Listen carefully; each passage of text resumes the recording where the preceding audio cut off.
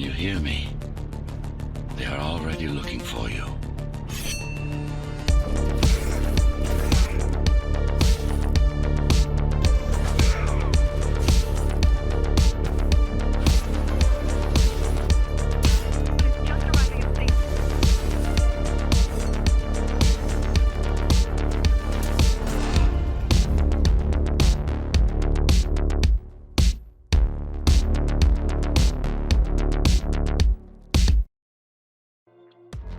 Wow, that took a while to edit.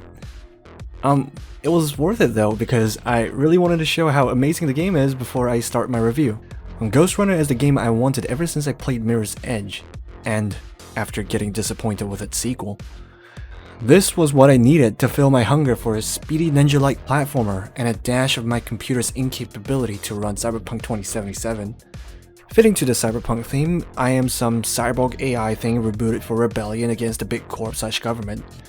And along with that, the parkour capabilities is propelled to beyond what's possible by human flesh.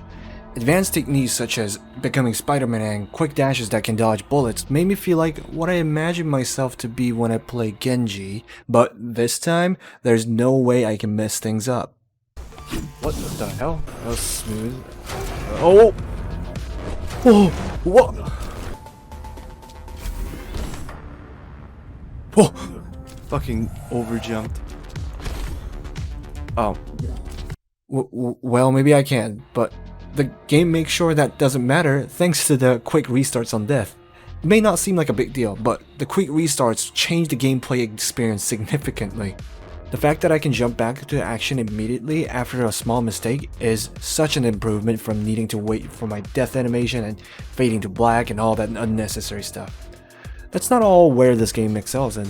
It's so satisfying how damn well the combat fits into the gameplay. Jumping between walls and swinging over to slice a poor man into two pieces and smoothly running over to the next one feels so good that I don't really know how to describe it other than to tell you to try it yourself.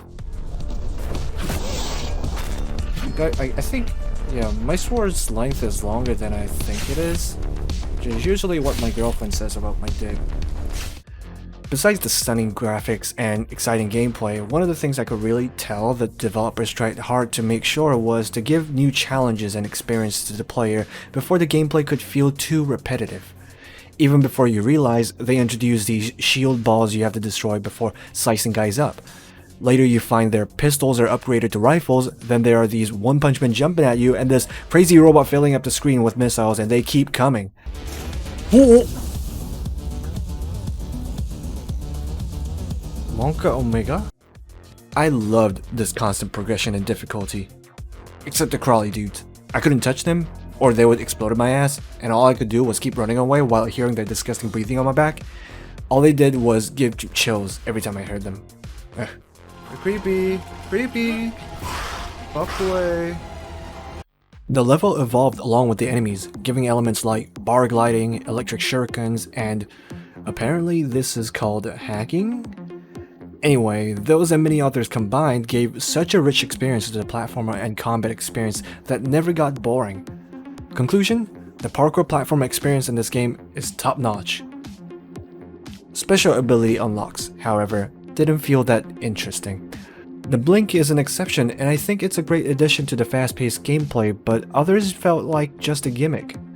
Whenever I used them, it was just so that I can get around something I had a difficult time with. I'm guessing that's exactly what they were designed for, so in that sense, they were nice little additions in providing different ways to combat, but still nothing interesting in my opinion. What was even less interesting were the upgrades. Most of them were minuscule improvements to the special abilities which I already barely used, and being minuscule, they felt no different than if they never existed. The only ones I got were energy regen and double dashes, because dashes actually come up every second and energy regen to use the special abilities more often, and it will still take a while for it to charge up. At that point, there were only 1 or 2 slots left for other lackluster upgrades like longer blink range. The story was nothing to write home about either. Not to say it was bad, but just good enough to give reason for my existence and where I'm going.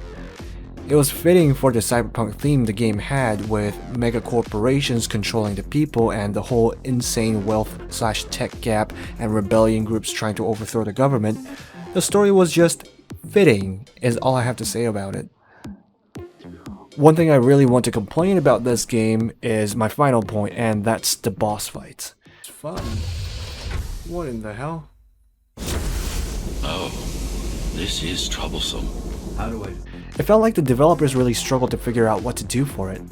The game is about running and slashing, but it wanted the boss to stay in one area. The battles felt slow and repetitive, and it only annoyed me whenever I made small mistakes by missing the timing for my dodge. The final boss especially was actually the worst boss fight I ever had in the game.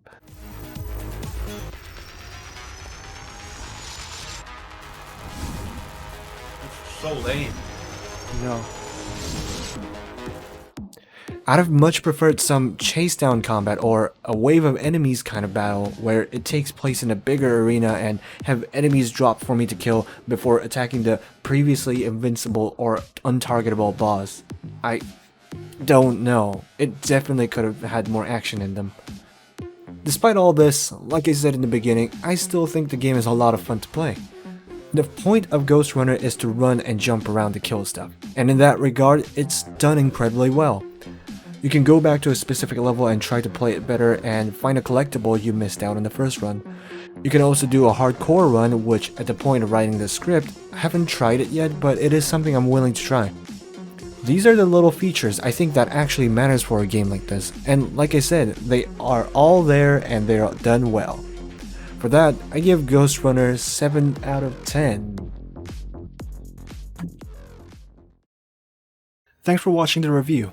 I know this game is more than 2 years old now, but I played it and wanted to make something out of it instead of just playing it and being over with that. You can see this video as my temporary return to YouTube until I get too busy for it again.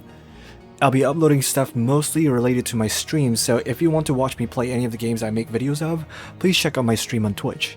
I stream somewhat regularly as of lately and plan to do so until, you know, I get busy again. See you on the next one.